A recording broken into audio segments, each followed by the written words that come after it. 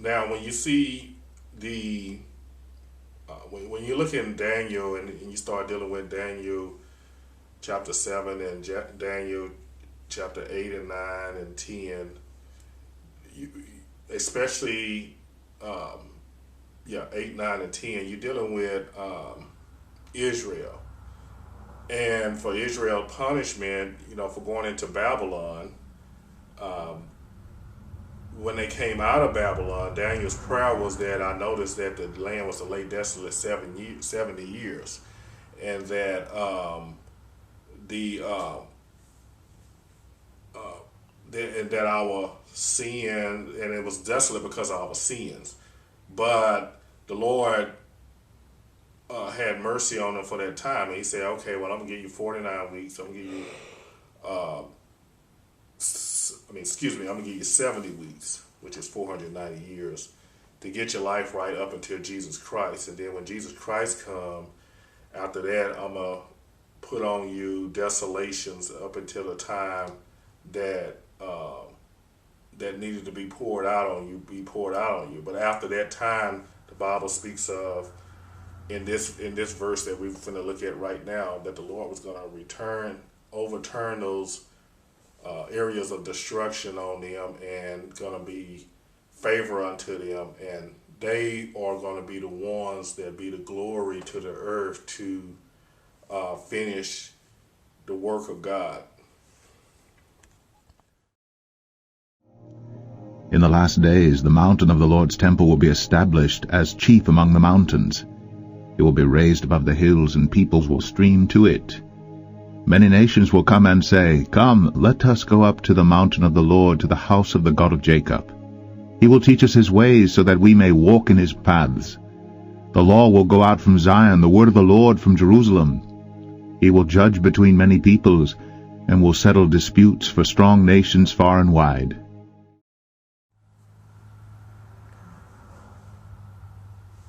So, who is the abomination of desolation? Yes, most people refers to the abomination of desolation as far as like when it says in the Gospels, when you see the abomination of desolation standing where it ought not, then let him which is in Judea flee. Um, when when you look at Daniel chapter 11, and it talks about the temple and how the temple was going to be destroyed, or it was going to take away the daily sacrifice. Now we understand that happened in 70 A.D. And what happened? The Romans came in and they surrounded the city, and they took the city, and they destroyed the temple. When you talk about the abomination of desolations, it is not referring to a man. It is a desecration of the actual temple itself. So when you let's look at what it says in Daniel. His armed forces will rise up to desecrate the temple fortress, and will abolish the daily sacrifice. Then they will set up the abomination that causes desolation. With flattery he will corrupt those who have violated the covenant. But the people who know their God will firmly resist him. So in the New Living Translation, it shows that uh, the sacrilegious religious object that causes desecration. A sacrilegious religious object is a like a idol type object. And what do you think that desecration means? Well, to me, desecration means it's the act of depriving something of its sacred character. It's like a contemptuous treatment of that which is held to be sacred or holy by a group, or it can be by an individual. So when you keep everything in consistency, like when you say the uh, the daily sacrifice shall be taken away, the places of sanctuary shall be cast down, or when you say the, uh, the all the sacrifices that they was doing, they was taking up. They took that away when they destroyed the temple. Then the Bible said that they set up the abomination of desolation. So if you was to go to Israel and you look at what is in the place of the temple, or when you look at Jerusalem and you say, well, what's sitting there right there in the place of the temple? And you're going to see that there's a dome of a rock right there in the place where the temple lies, or in the courtyard where the temple once stood. That right there is a sacrilegious religious object, because it has nothing to do with the things of the Lord. It has all to do with Allah, which when it refers back to it, that's the moon god. When it refers back to its history, it's the moon god. And it has nothing to do with the things of God.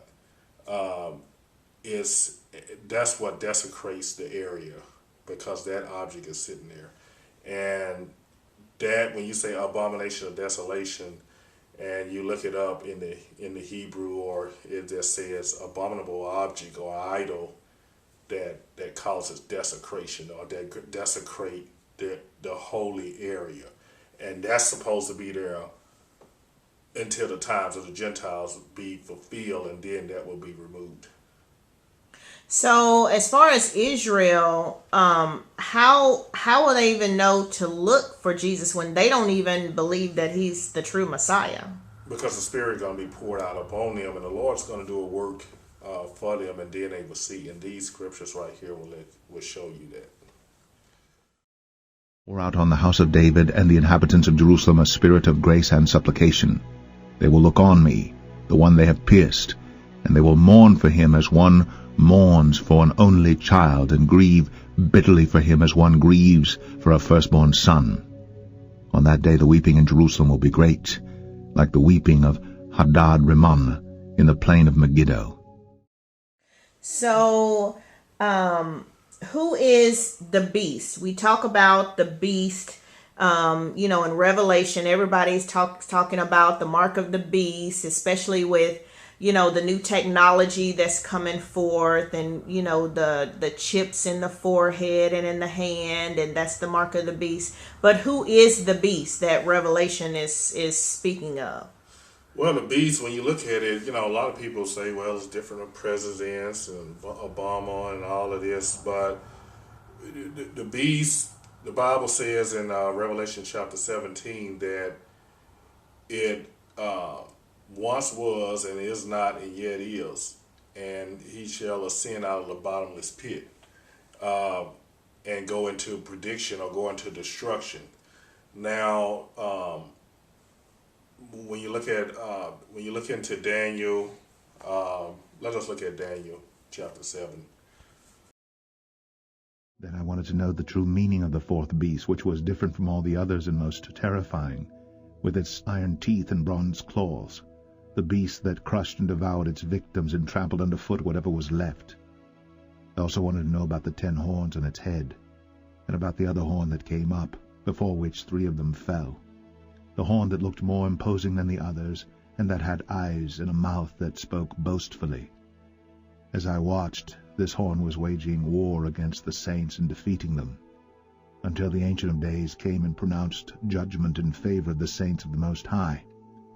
And the time came when they possessed the kingdom. He gave me this explanation. The fourth beast is a fourth kingdom that will appear on earth. It will be different from all the other kingdoms, and will devour the whole earth, trampling it down and crushing it.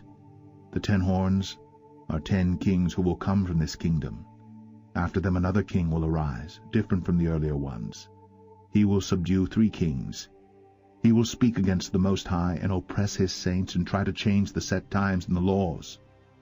The saints will be handed over to him for a time, times, and half a time.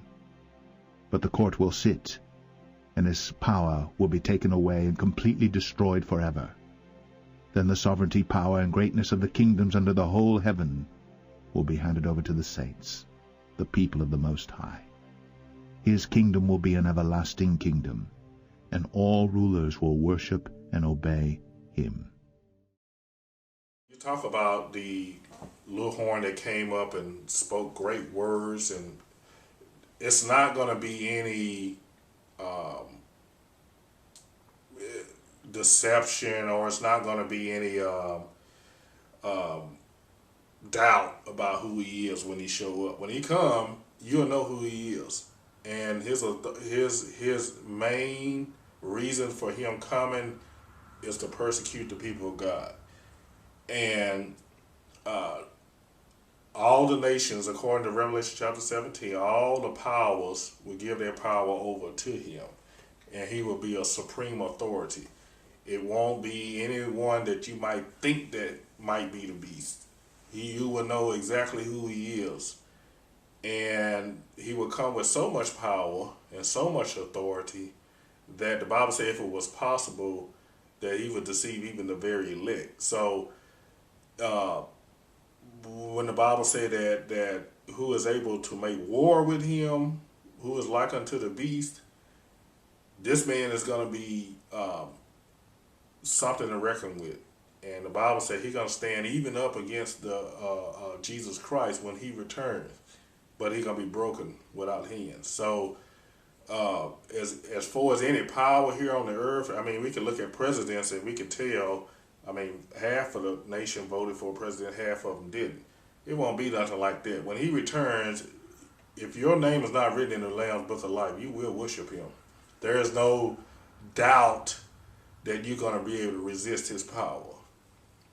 So basically, you're saying that, we as God's people, we're going to be influenced by this beast because he's going to have so much influence and so much power that we won't be able to see through that we'll also fall, under his prey.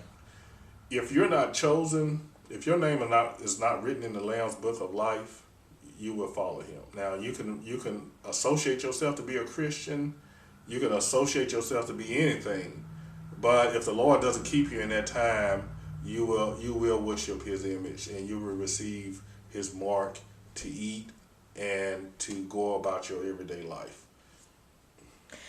Okay, so basically that sums up my questions that I had for you. It's been very enlightening. A lot of things you said I never even thought of before, and I will take those scriptures and study for myself. But I do thank you for your time, and that's a wrap. Thank you.